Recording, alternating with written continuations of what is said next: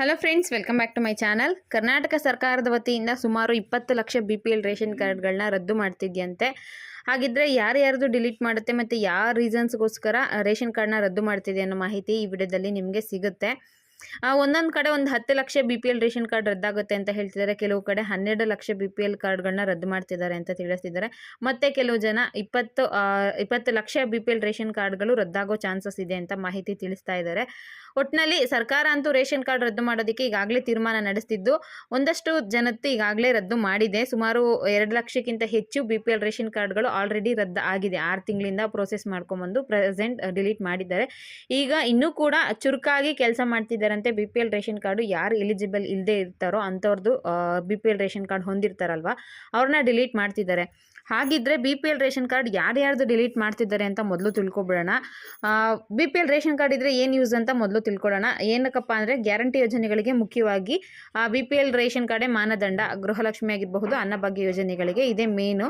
ಅದಾದಮೇಲೆ ನಿಮಗೆ ಹಾಸ್ಪಿಟಲ್ಗಳಲ್ಲಿ BPL ration card ಇದ್ದರೆ ಸ್ವಲ್ಪ ಚಿಕಿತ್ಸಾ ವೆಚ್ಚದಲ್ಲಿ ಹಣ ಕಮ್ಮಿ ಆಗುತ್ತೆ ಅನ್ನೋದಕ್ಕೋಸ್ಕರ BPL ರೇಷನ್ ಕಾರ್ಡ್ನ ಮಾಡಿಸ್ಕೊತಾರೆ. ಅದಾದಮೇಲೆ BPL ರೇಷನ್ ಕಾರ್ಡ್ ಇತ್ತು ಅಂದರೆ ಹಲವಾರು ಸರ್ಕಾರಿ ಯೋಜನೆಗಳಿಗೆ ಇದು ಕಂಪಲ್ಸರಿ ಬೇಕಾಗಿರೋದ್ರಿಂದ ಅದರ ಬೆನಿಫಿಟ್ ಪಡೆಯೋದಕ್ಕೋಸ್ಕರ ಶ್ರೀಮಂತರು ಕೂಡ BPL ರೇಷನ್ ಕಾರ್ಡ್ನ ಮಾಡಿಸ್ಕೊತಾರೆ. ಇನ್ನು BPL ರೇಷನ್ ಕಾರ್ಡ್ ಇದ್ದರೆ ಶಸ್ತ್ರಚಿಕಿತ್ಸೆ ಅಂದರೆ ಆಪ್ರೇಷನ್ಗಳಾಗುತ್ತಲ್ವ, ಅಂಥದಕ್ಕೆ ಸ್ವಲ್ಪ ಅಮೌಂಟ್ ಎಲ್ಲ ಕಮ್ಮಿ ಆಗುತ್ತೆ ಅಂತ ಮುಖ್ಯವಾಗಿ BPL ರೇಷನ್ ಕಾರ್ಡ್ನ ಮಾಡಿಸ್ಕೊತಾರೆ. ಯಾರು BPL ರೇಷನ್ ಕಾರ್ಡ್ ಮಾಡಿಸ್ಕೋಬಾರ್ದು ಗೊತ್ತಾ? ಸರ್ಕಾರಿ ನೌಕರರು, ಯಾರು ಗೌರ್ಮೆಂಟ್ ಎಂಪ್ಲಾಯಿ ಇರ್ತಾರಲ್ಲ ಅಂಥವರು BPL ರೇಷನ್ ಕಾರ್ಡ್ನ ಮಾಡಿಸ್ಕೋಬಾರ್ದು. ಅಥವಾ ಸರ್ಕಾರದ ಅನುದಾನ ಪಡೆಯುತ್ತಿರುವಂತಹ ಸಂಸ್ಥೆಗಳಲ್ಲಿ ಕೆಲಸ ಮಾಡ್ತಿರೋರು BPL ರೇಷನ್ ಕಾರ್ಡ್ ಪಡೆಯೋದಕ್ಕೆ ಅರ್ಹರಿರುವುದಿಲ್ಲ. ಇನ್ನು ಗ್ರಾಮೀಣ ಪ್ರದೇಶದಲ್ಲಿ ಅಂದರೆ ಹಳ್ಳಿಗಳಲ್ಲಿ ಸುಮಾರು 3 ಹೆಕ್ಟೇರ್ಗಿಂತ ಜಾಸ್ತಿ ಜಮೀನು ಇತ್ತು ಅಂದರೆ, 3 ಹೆಕ್ಟೇರ್ ಅಂದರೆ 7 ಎಕರೆ ಸಮಥಿಂಗ್ ಏನೋ ಬರುತ್ತೆ. ನಾನೀಗ ಗೂಗಲಲ್ಲಿ ಸರ್ಚ್ ಮಾಡಿದೆ.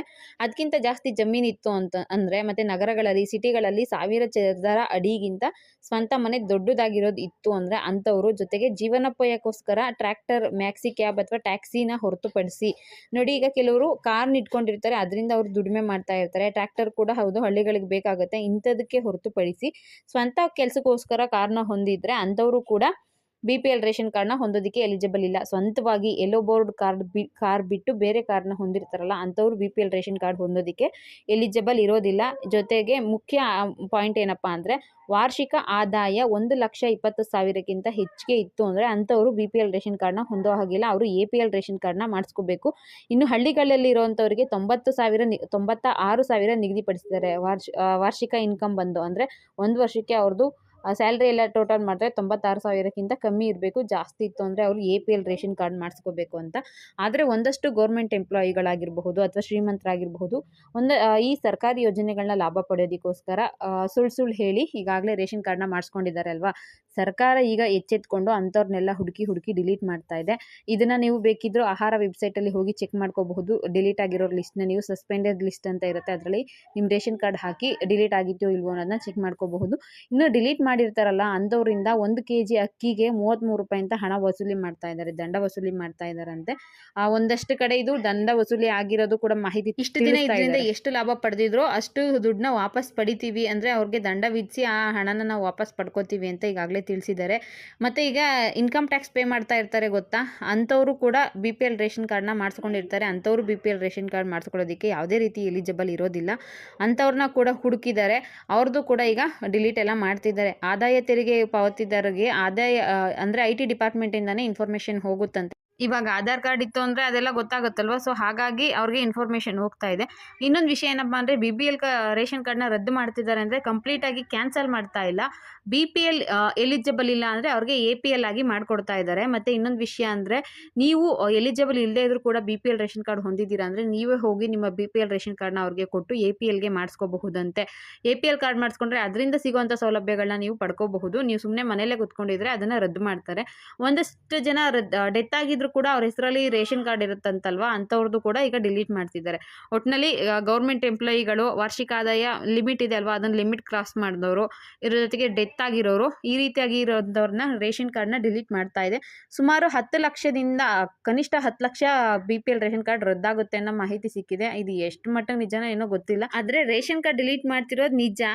10 ಲಕ್ಷನ 12 ಲಕ್ಷನ ಅನ್ನೋದ್ರ ಬಗ್ಗೆ ಕಂಪ್ಲೀಟ್ ಕ್ಲಾರಿಫಿಕೇಶನ್ ಗೊತ್ತಿಲ್ಲ. ಒಂದು ಡಿಸ್ಟಿಕಲ್ಲಿ, ಒಂದು ಜಿಲ್ಲೆಯಲ್ಲಿ ಒಂದು 20,000 ನೀವು ಡಿಲೀಟ್ ಮಾಡ್ತೀವಿ ಅಂದರೂ ಒಂದು 6 ಲಕ್ಷದವರೆಗೂ ಡಿಲೀಟ್ ಮಾಡಬಹುದು, ಅಥವಾ ಇನ್ನೂ ಹೆಚ್ಚಿಂದು ಡಿಲೀಟ್ ಮಾಡ್ತಾರೋ ಏನೋ ಗೊತ್ತಿಲ್ಲ ಅದ್ರ ಬಗ್ಗೆನೂ. ಒಟ್ಟಿನಲ್ಲಿ ರೇಷನ್ ಕಾರ್ಡ್ ಡಿಲೀಟ್ ಆಗ್ತಾ ಇದೆ. ಯಾರ್ಯಾರು ಎಲಿಜಿಬಲ್ ಇಲ್ಲದೆ ಇದ್ರೂ ಕೂಡ ನೀವು BPL ರೇಷನ್ ಕಾರ್ಡ್ ಮಾಡಿಸ್ಕೊಂಡಿದ್ರೆ ನಿಮ್ಮದು ಡಿಲೀಟ್ ಆಗುತ್ತೆ. ಅದಕ್ಕಿಂತ ಮುಂಚೆ ನೀವೇ ಹೋಗಿ ನಿಮ್ಮ BPL ರೇಷನ್ ಕಾರ್ಡ್ನ ಅವ್ರಿಗೆ ಕೊಟ್ಬಿಟ್ಟು APLಗೆ ಪರಿವರ್ತನೆ ಮಾಡ್ಕೊಳ್ಳೋದು ಬೆಟರು. ಇನ್ನು ಮನೇಲಿ ಯಾರೋ ಒಬ್ರು ಗೌರ್ಮೆಂಟ್ ಎಂಪ್ಲಾಯಿ ಇರ್ತಾರೆ, ಅವ್ರನ್ನ ಹೊರತುಪಡಿಸಿ ಅವ್ರನ್ನ ಬಿಟ್ಟು ಉಳಿದವ್ರು ಸೇರಿ ಒಂದು BPL ರೇಷನ್ ಕಾರ್ಡ್ ಮಾಡಿಸ್ಕೊಳ್ಳೋದು. ಮತ್ತು ಒಂದೇ ಮನೇಲಿ 2-3 ರೇಷನ್ ಕಾರ್ಡ್ ಮಾಡಿಸ್ಕೊಳ್ಳೋದು. ಈಗ ಅತ್ತೆ ಮಾವಂದು ಒಂದಾದರೆ ಮಗ ಸೊಸೆದು ಒಂದು ಸಪ್ರೇಟ್ ರೇಷನ್ ಕಾರ್ಡ್ ಮಾಡ್ಕೊತಾರಲ್ವ, ಅಂಥವ್ರದ್ದು ಕೂಡ ಗೊತ್ತಾಗ್ತಿದೆಯಂತೆ, ಅವ್ರದ್ದು ಕೂಡ ಡಿಲೀಟ್ ಆಗ್ತಿದೆಯಂತೆ. ಅದಕ್ಕಿಂತ ಮುಂಚೆ ನೀವೇ ರೇಷನ್ ಕಾರ್ಡ್ನ ಅವ್ರಿಗೆ ವಾಪಸ್ ಕೊಟ್ಬಿಟ್ಟು BPLಯಿಂದ APLಗೆ ಮಾಡಿಸ್ಕೊಳ್ಳೋದು ಬೆಟರ್ ಅನಿಸುತ್ತೆ ಅಂಥವ್ರದ್ದು. ಇನ್ನು ನಿಮ್ಮ ರೇಷನ್ ಕಾರ್ಡ್ ರದ್ದಾಗಿದೆಯಾ ಅಂದರೆ ಕ್ಯಾನ್ಸಲ್ ಆಗಿದೆಯಾ ಇಲ್ವೋ ಅನ್ನೋದನ್ನ ಹೇಗೆ ಚೆಕ್ ಮಾಡ್ಕೊಳ್ಳೋದು ಅಂತ ನಾನು ನೆಕ್ಸ್ಟ್ ವಿಡಿಯೋದಲ್ಲಿ ತಿಳಿಸ್ತೀನಿ. ಆನ್ಲೈನ್ ಮುಖಾಂತರ ನೀವು ಚೆಕ್ ಮಾಡ್ಕೋಬಹುದು.